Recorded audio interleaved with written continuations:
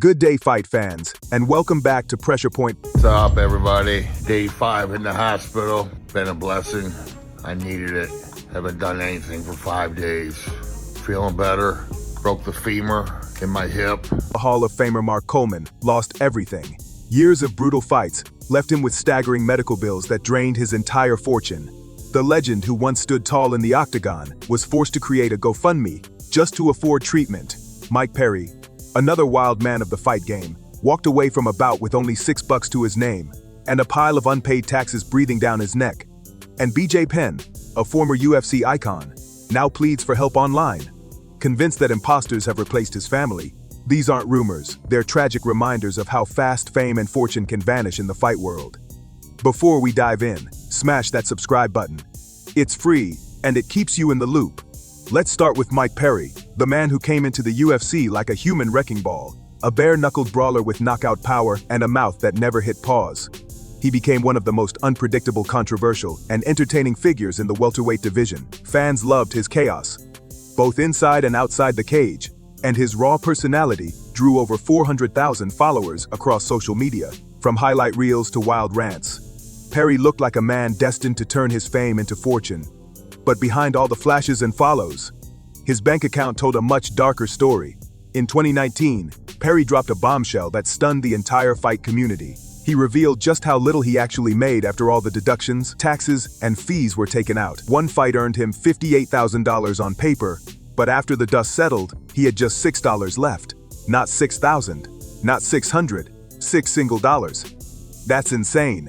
The breakdown was brutal. Taxes alone ate up $17,000, including a chunk that went straight to Uruguay, where part of his income was taxed. Add in coaching fees, training costs, management cuts, travel expenses, and suddenly that UFC paycheck looked more like pocket change. It painted a grim picture of what many fighters face behind the glamorous lights and roaring crowds. But the money wasn't the only thing slipping away. Perry's reputation took a nosedive after a string of domestic violence accusations, Dewey arrests, and public incidents, including some involving racial slurs.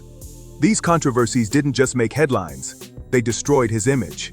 Sponsors ran for the hills, and any chance of extra income outside the cage vanished overnight. In a desperate move to keep his career afloat, Perry started auctioning off spots in his fight corner, literally selling fans the chance to stand beside him on fight night. It was wild, but it showed just how deep the financial hole had gotten. Eventually, Perry realized that the UFC system was bleeding him dry, so he jumped ship to Bare Knuckle Fighting Championship, BKFC, a more savage, less polished league where his raw, aggressive style fit perfectly. And guess what? It paid off. The paychecks were bigger. The audience loved the chaos. And for the first time in years, Perry found himself standing on steady ground. Not rich, but finally breathing again.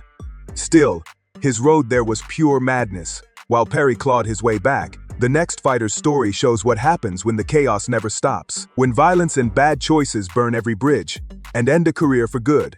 Melvin Gillard, man, when this dude was locked in, he was lightning in human form. His striking was pure art, sharp, explosive, and unpredictable. Every time he stepped into the cage, fans knew something wild was about to happen. A single knee, one clean punch, and boom, the crowd would lose it. He wasn't just a fighter, he was a showman, the kind of guy who could steal the spotlight in seconds. But behind all those highlight reel knockouts and performance of the night bonuses, Melvin was fighting a much darker battle, one that had nothing to do with opponents in the cage. His career wasn't destroyed by bad luck. It was crushed by bad choices. Arrests, chaos, and self-destruction followed him like a shadow he could never escape. After leaving the UFC, things spiraled fast. In 2018, Melvin was hit with serious domestic violence charges, one of several arrests that stained his record and his reputation. What once made him a fan favorite, that wild, unpredictable energy, became the same thing that tore him down. Add substance abuse into the mix, and his life started spinning out of control. Every fight camp became harder to focus on, every comeback attempt shorter than the last. The booze, the drugs, the legal trouble, it all fed into each other, creating a toxic loop that wrecked both his health and his wallet. The UFC was done with him, and once that spotlight disappeared, so did the money. Without those pay-per-view checks and bonus payouts, Melvin was forced to take fights in smaller promotions, often on short notice, just to keep the lights on. By 2024, It was heartbreaking. The same man who once lit up arenas was now taking low-paying fights just to cover rent, living fight purse to fight purse, sometimes jumping into the cage barely trained because he had bills to pay and no other options. That's not the life of a world-class athlete. That's survival. The glory days were long gone, replaced by a constant scramble to stay afloat. From a man who once earned five-figure bonuses for stunning knockouts, Melvin had fallen to hustling for scraps, trapped in the same cycle that had destroyed so many before him. Arrests, addictions, bad spending, it all added up, leaving him broke and beaten by life itself. But if you thought Melvin's fall was tragic, just wait until you hear about Diego Sanchez, because this story hits even harder. Diego wasn't just any fighter. He was a pioneer, one of the original UFC stars. The guy who won The Ultimate Fighter Season 1 and gave fans some of the bloodiest, most unforgettable wars in MMA history. This man bled for the sport, literally and figuratively. Throughout his long career, Diego fought legends like Penn and pocketed over $3 million in disclosed earnings. On paper, that kind of money should have set him up for life, but in reality, it vanished, gone in a blur of addiction, bad investments, manipulation, and fraud. Diego's story became a lesson in how fame and fortune mean nothing when chaos takes over your personal life. After a crushing loss in 2009, Diego turned to drugs and alcohol to numb the pain. Not just the physical hits, but the mental toll of years of war inside the cage. What started as a way to unwind, after fights quickly turned into a downward spiral. Those habits grew into full-blown addictions that clouded his judgment and stripped away everything he worked for. The same fighter who once walked into the Octagon with fearless energy now faced a battle he couldn't win. Not against another man, but against himself. And worse yet, what came next in Diego's story makes his addictions look almost mild compared to the deception and betrayal that would follow. The chaos didn't stop there. Diego Sanchez's judgment was clouded for years by addiction and emotional turmoil. Every move he made seemed to come from a place of confusion and pain. One of the lowest points came when he was arrested for firing a gun inside his car while driving down the highway. A wild and dangerous moment that showed just how far he drifted from control. The substances weren't just wrecking his body, they were draining his wallet dry too. As if that wasn't enough, Diego found himself trapped in a bitter custody battle that tore him apart mentally and financially. The legal fees piled up fast, and every hearing meant another hit to his bank account. Child support costs, court filings, lawyers. It was endless. Each paycheck that came in was already spoken for before it even landed. The stress from that fight outside the cage became just as brutal as anything he ever faced inside it. But the worst hit of all didn't come from addiction or legal battles. It came from betrayal. Someone he trusted, someone he called a friend, scammed him in a fake Ponzi scheme, promising huge returns and easy money. Instead, Diego ended up with empty accounts and shattered trust. The heartbreak was real, not from losing money, but from realizing that someone close to him had used his vulnerability against him. Still, in true Diego fashion, he somehow found a sliver of redemption. He turned to faith and tried to rebuild his life piece by piece, proving that even after losing millions, your story doesn't have to end in despair. But not everyone found that light again. Because the next fighter's downfall was darker, heavier, and tied to something far crueler than just bad luck. Coleman's body literally broke down on him. What's up, everybody? Day 5 in the hospital. Been a blessing. I needed it. Haven't done anything for 5 days. Feeling better. Broke the femur in my hip. Now, Mark "The Hammer" Coleman isn't just a name. He's a piece of MMA history. The man practically invented ground and pound, the style that redefined how fights were won. A UFC tournament champion, the first ever UFC heavyweight king, and later a Hall of Famer, Coleman helped shape the blueprint for modern MMA. Fighters still study his moves today, but legends don't pay bills. And Coleman's glory days didn't protect him from what came next. As the 2010s rolled in, Coleman found himself hit with a nightmare combination of medical disasters and financial ruin. His body had taken decades of abuse, broken bones, surgeries, scars. But the real danger came after a hip replacement. Surgery went wrong, the wound got infected, forcing multiple emergency procedures and long hospital stays that cost a fortune. That's when the cold, harsh truth of the medical system hit him hard.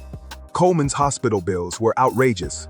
Things like $24 for a single IV bag, $150 for painkillers. He was being billed for breathing, it seemed. And to make matters worse, his insurance had expired right around his 50th birthday. Imagine that. A world champion, a Hall of Famer, left completely uninsured when he needed help the most. With no coverage, those medical bills exploded into impossible numbers. Even if he had saved every dollar from his UFC run, it wouldn't have covered the mountain of costs. But the truth is, Coleman didn't have those savings. He had made bad investments, trusting the wrong people and chasing ventures that went nowhere. No financial guidance, no long-term plan. Just a fighter trying to make it on instinct in a world built to eat him alive. Add in alcohol struggles, and it only got worse. The drinking didn't just damage his health, it messed with his judgment and decision-making. Every bad call added up until there was nothing left to fall back on. Coleman, the man who once dominated cages and inspired a generation, was now staring down poverty and fighting for his life in a hospital bed. Things got so desperate that even friends and fans had to step in just to keep him afloat. The man who once crushed opponents for belts was now relying on charity to survive. It was heartbreaking. A stark reminder that no amount of fame or history can protect you when your body breaks and the system turns its back. When Mark Coleman's life hit rock bottom, one man refused to watch in silence. Wes Sims, his old friend and fellow fighter. Seeing a legend slipping into poverty broke his heart, so Sims decided to act. He launched a GoFundMe campaign to cover Coleman's rehab and medical costs, calling on the entire MMA world to help save one of the sport's founding fathers from losing everything. Fans, fighters, and even old rivals pitched in, trying to give the Hammer one more fighting chance. Not in the cage, but in life itself. Coleman's downfall was tragic, but not entirely his fault. It was a mix of bad luck, brutal injuries, and financial disasters beyond his control. But the next story, that's a different kind of tragedy. One born out of rage, addiction, and self-destruction. Because the next fighter didn't just lose his money, he burned his whole life down. Enter Leben, the Crippler, a name that every MMA fan from the early days remembers. This man was chaos in motion. He exploded onto the scene through the ultimate fighter, throwing punches like he had nothing to lose. He was raw, fearless, and absolutely wild. Fans loved his reckless energy. The blood, the brawls, the knockouts. Leben didn't just fight opponents. He fought like he was trying to silence every demon in his head. But those same demons eventually took control. Behind the roar of the crowd and the highlight reels, Leben's life was falling apart. By 2015, his personal struggles had reached a breaking point, and what came next shocked everyone. In a moment of paranoia and heartbreak, Leben broke into his ex-wife's home with a loaded rifle. It was a terrifying and dangerous situation that landed him in serious legal trouble. Felony charges, a public scandal, and eventually, prison time. The court didn't go easy on him. The judge set bail at $500,000, an amount that Leben could never afford. That meant he sat behind bars while his case dragged on, watching his world collapse from the inside. The bills didn't stop piling up. If anything, they grew faster. With no fights and no income, his child support debt skyrocketed, and civil suits from his ex-wife added even more crushing financial pressure. Lawyers, bail bonds, court fees. Every part of the system took a piece of what little he had left. By the end of it, every dollar Chris had ever earned in his career was gone. Years of blood, sweat, and broken bones, all wiped out in a storm of addiction and poor decisions. But here's the thing. The crime and prison sentence were just symptoms of something deeper. Leben had been battling addiction for years, long before the break-in ever happened. The drugs didn't just wreck his health, they messed with his mind, feeding the paranoia and anger that pushed him to that breaking point. The man who once walked into the cage with fearless confidence was now battling the same darkness outside of it, and losing badly. When he finally got out of prison, Leben wasn't just broke, he was below zero, felony record, no savings, no home, no career. The fight game had moved on without him, and regular employers didn't want a convicted felon on their payroll. So he did the only thing he knew. He went back to the gym, coaching young fighters, teaching them how to hit, and more importantly, how not to make the same mistakes he did. Now, Leben lives humbly, making modest pay coaching MMA classes, staying clean, and trying to rebuild a life from the ashes. It's a quiet redemption. Not the fame and chaos he once knew, but at least it's peace. Still, the next story takes things even darker. Because this next fighter's downfall isn't just about money or crime. It's about mental collapse. A man whose mind turned against him, leaving him broke, unstable, and unable to work at all. Jason "Mayhem" Miller. The name says it all. The man was pure entertainment. One of the most charismatic, hilarious, and unpredictable figures to ever step into the fight game. Inside the cage, he could scrap with the best of them. Slick submissions, flashy strikes, endless energy. But outside the cage, that's where Mayhem really lived up to his name. He wasn't just a fighter, he was a showman. His charm, wild antics, and over-the-top personality made him a star far beyond MMA. Fans loved him not only for his fights in Strikeforce and the UFC, but for his television fame as the host of MTV's hit show, Bully Beatdown. He had the charisma of a rock star and the talent to back it up. For a while, it looked like Miller had cracked the code. A real crossover success story, but fame doesn't always play nice. After his UFC run, Miller's life took a dark, chaotic turn that no one saw coming. The man who used to make people laugh was suddenly making headlines for all the wrong reasons. From 2013 to 2021, Jason racked up over a dozen arrests, everything from domestic violence and vandalism to public disturbances, and bizarre incidents that showed a man losing his grip on reality. Each arrest was wilder than the last. There was even a church standoff, where Miller's erratic behavior got so out of hand that police had to intervene to bring things under control. It was heartbreaking to watch. A talented fighter and entertainer unraveling in real time, caught between fame, mental illness, and self-destruction. And with every new charge came more legal bills, court fines, and rehab costs. Jail time made it impossible to earn money, and his reputation became radioactive. No fight promotions wanted to touch him. Even the entertainment industry, where his television charisma once made him a fan favorite, completely turned its back. Sponsors disappeared. Networks cut ties. By the mid-2010s, Miller's finances were in ruins. He was bankrupt and barely hanging on. By 2021, it all came crashing down for good. Miller was arrested again, this time for felony domestic violence, and held without bail. Between the court orders, rehab programs, and legal debts, every penny he had left vanished. What hurt most wasn't just the money. It was the fact that the same personality that made him famous had also destroyed him. His mayhem persona wasn't an act anymore. It had swallowed the man behind it. Still, at least Miller's story ends with him alive and free. He struggled, yes, but he still has the chance to turn things around one day. Unfortunately, the next fighter on this list will never get that chance, because his crimes were so violent, so monstrous, that they locked him away for life. That man is War Machine, real name Jonathan Koppenhaver. Once a promising welterweight fighter with serious potential, War Machine was known for his toughness, his raw power, and his bad temper. He had the kind of aggression that made him dangerous inside the cage, but absolutely terrifying outside of it. His early UFC career showed flashes of greatness, but it was overshadowed by a long pattern of violent, unstable behavior. He was kicked out of promotions, arrested multiple times, and constantly caught up in chaos. But no one could have imagined the horror that came next.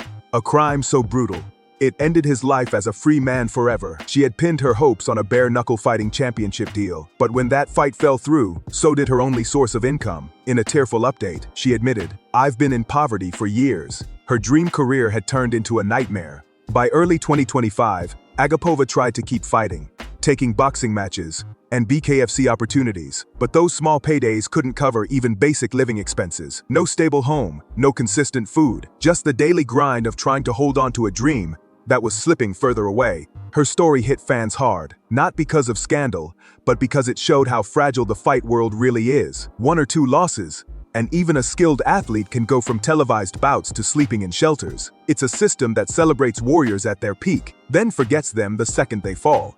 And as tragic as Agapova's story is, the next one cuts even deeper, because this next fighter's descent didn't stop at homelessness. It went further, into addiction, depression, and survival at the very edge of humanity. Her name is Santana, and her story might just be the most devastating one yet.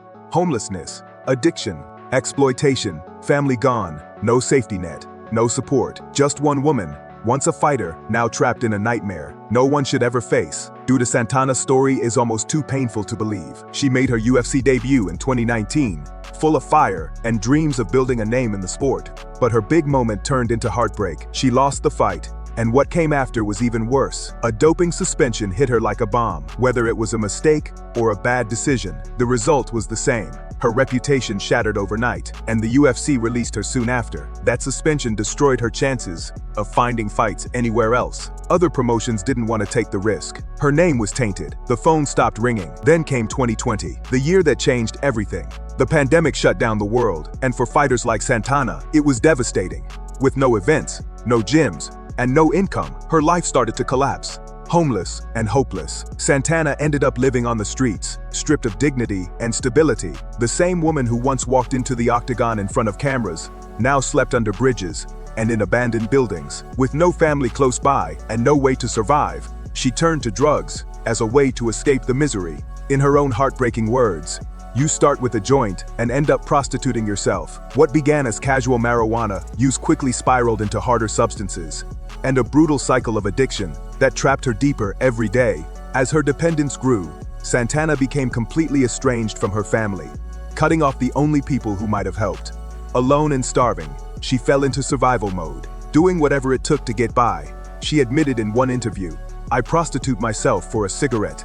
That raw, painful confession showed just how far she had fallen, trading the most basic pieces of herself just to survive another day. Churches and charities tried to step in, giving her food or temporary shelter, but those small acts of kindness could only do so much. The help was sporadic, and Santana's depression deepened as her situation refused to improve. Every time she thought she might climb out, something, addiction, poverty, another bad relationship, dragged her right back down. She moved from place to place, often relying on unstable partners who offered short-term shelter, but added new layers of chaos. Some brought more drugs, some brought violence, and all of them kept her trapped in a cycle of pain she couldn't break. Her story is one of the darkest in MMA, a harsh reminder of what happens when a fighter's career ends before it truly begins. And the system offers no safety net, no counseling, no support, just silence. Santana's fall shows how fast the line between fame and despair can vanish when the world stops caring. But if Santana's tragedy is defined by total destitution, the next fighter's fall is shocking for a completely different reason. Not because of drugs or poverty alone, but because this man was a two-division champion, a Hall of Famer, and one of the greatest to ever do it. He made millions, and still lost everything. Behind the scenes, things were even worse. Reports surfaced that Penn was now broke, with no savings left. Years of legal battles, bad investments, and personal chaos had wiped out his entire fortune. The same man who once made millions headlining arenas now had nothing left, not even peace of mind. And the tragedy runs deeper than money. Penn is said to be isolated, cut off from friends, family, and any real support system. The mental health issues that likely contributed to his downfall remain untreated, creating a cruel self-perpetuating cycle. His illness prevents him from getting help, and the lack of help makes his illness worse. No recovery has been reported, no clear progress, just silence. And the haunting reality that one of MMA's greatest icons is trapped in a never-ending nightmare. For a two-division UFC champion, a Hall of Famer, and one of the sport's true pioneers to end up like this, broke alone and battling mental illness, it's beyond tragic.